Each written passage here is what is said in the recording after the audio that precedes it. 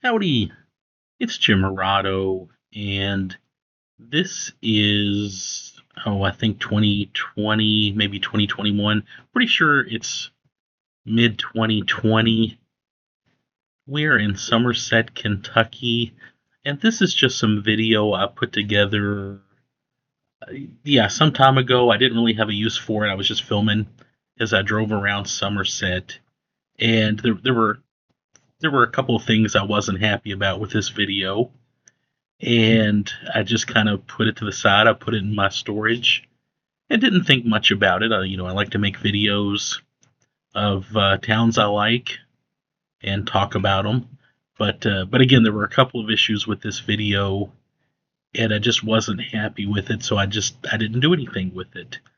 However, as you probably know, back May 16th, 2025, just a couple of weeks ago, as I'm talking, London and Somerset, Kentucky, both experienced a pretty crazy tornado, and we've had some other tornadoes in Kentucky lately, and yeah, it's just very sad. I was very sad to hear about those two wonderful cities getting hit, and there was a lot of damage, and unfortunately some deaths.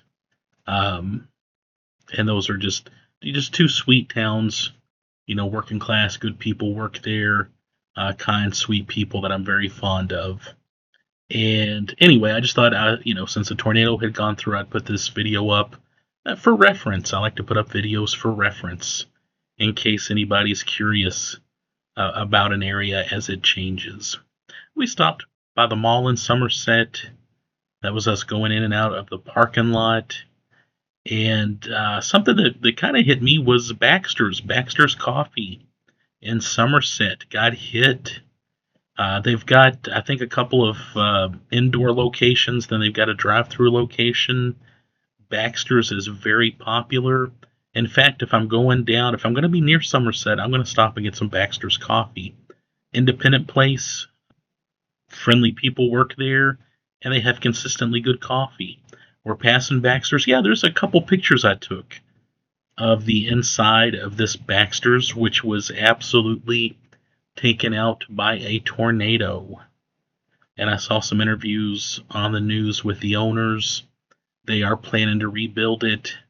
Looks like, I'm pretty sure they had insurance. Nobody was inside at the time. I think they had closed. Everybody had went home. So they were very fortunate in a lot of ways. But I just wanted to bring that up. Yeah, Baxter's. It's definitely one of my favorite coffee shops in the whole state of Kentucky, and I enjoy going to both of them. There's that one kind of on the main drag, and there's one.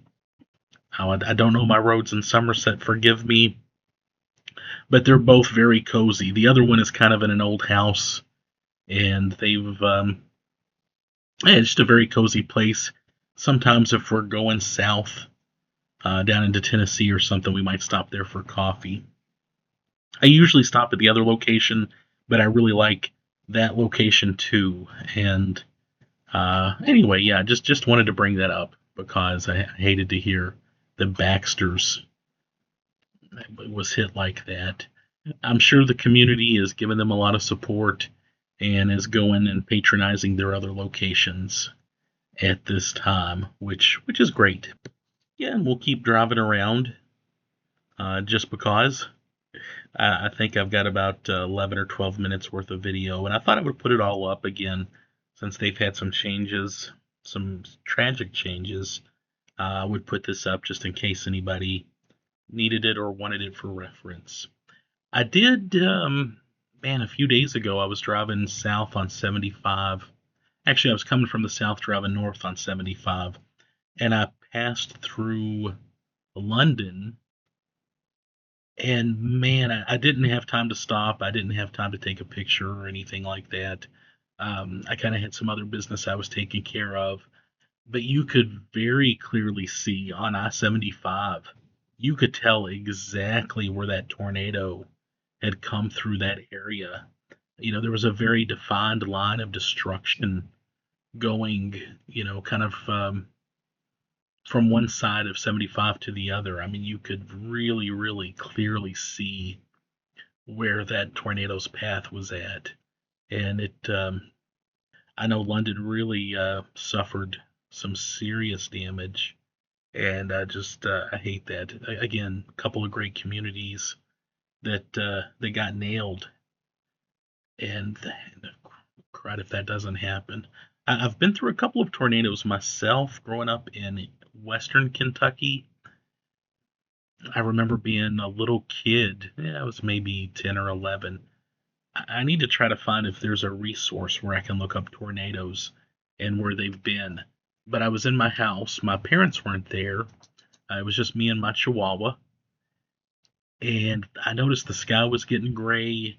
And then it was just gray. If you looked out the window, it was gray. The wind was blowing.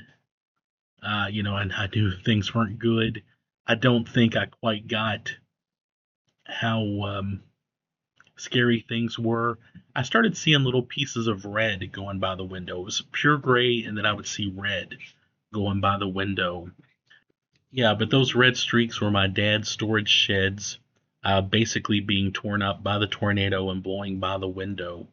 There was a foundation to one of those storage sheds that moved about 60 feet, and we had a gas tank and our house. It would have had to have cleared both of those to get to where it ended up being. So it was, pretty damaging. And I watched a lot of it from our window. Yes, yes, I know you can get on to me about that. Again, I was a dumb kid without a real concept of what I needed to do. I was very lucky that day.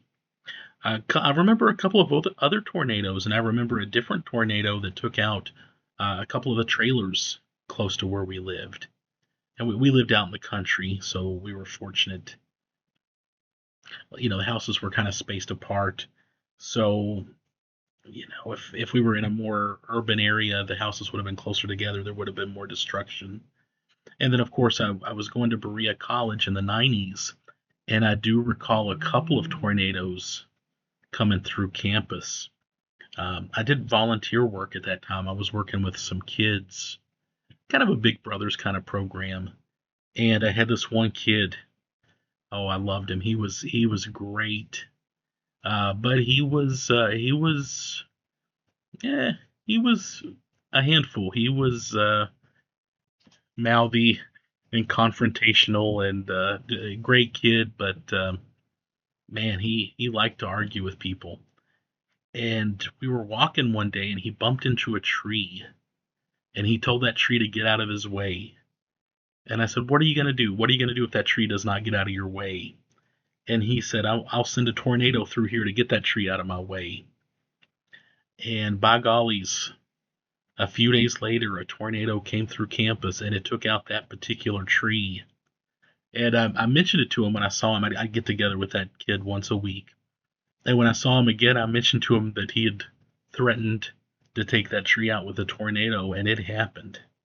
And he had actually forgotten about it, but eh, I don't want to say that was a funny story, but you know, nobody was hurt, nobody was injured. A couple of buildings were. I do remember a tree falling on one of the girls' dorms at Berea during a tornado. So, yeah, there's a couple of tornado stories for you that are a little bit more lighthearted, and yeah, I hope you appreciate those. But back to Somerset, as we're driving around Somerset. They have a mellow mushroom pizza that I really like here. There's a few little stores I like to go to here. It's just a nice, pleasant town. I like their mall a lot too. It's kind of, I guess, safe to say a dead mall, but I still enjoy. There's that whole nostalgic thing of going to a mall, and I do enjoy. Yeah, once or twice a year we'll drive down to Somerset and just hang out for a day. I like roses too. They had the International Paranormal Museum here in Somerset. It closed. They were talking about moving it, and I don't know what the latest is on that. But we came down a couple of times to see the Paranormal Museum. I've put up videos elsewhere on my YouTube channel from our visits to the Paranormal Museum. And I've always just thought of Somerset as just kind of a nice, laid back, casual town. Oh, I know we've stopped here before on the way down to Nancy, and that's if you're into the Civil War, there is the Battle of Mill Springs, and there's a visitor center there, and there's a driving tour you can do relating to the battle. And that was kind of a private thing for years, and it has maybe within the last few years they've turned that over to the National Park Service. So that whole a lot of that area, I guess, relating to the battle is now part of the National Park Service. So you can go in there and earn your Junior Ranger badge and get your passport stamped. And yes, I've done both. They have a great driving tour, though. I did put up a video on that driving tour, and I've also put up at least one video on the visitor center. I enjoyed going there before it was part of the National Park Service. And I'm glad it's part of the National Park Service now too. There's a certain, I think a certain amount of protection. It has even more status now, and more people will visit it. There was a period after it was turned over to the National Park Service, though. I think the National Park Service was still trying to figure out what to do with it and how to manage it, and that that can be a little problematic sometimes. But things seem to be rocking and rolling now, as far as I can tell.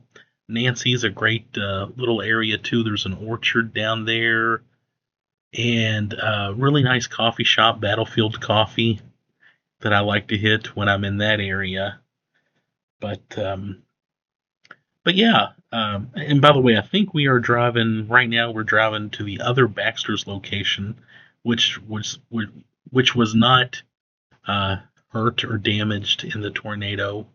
But I think that's where we're driving to now. And I think they're drive through. Well, yeah, there's one of their locations on the left there, but their location I like the most is, I think, coming up here. Anyway, I hope you enjoyed that. If you have any thoughts on the tornado or on Somerset, drop me a line. And I hope this was of some value to people out there who love the town of Somerset. Thanks.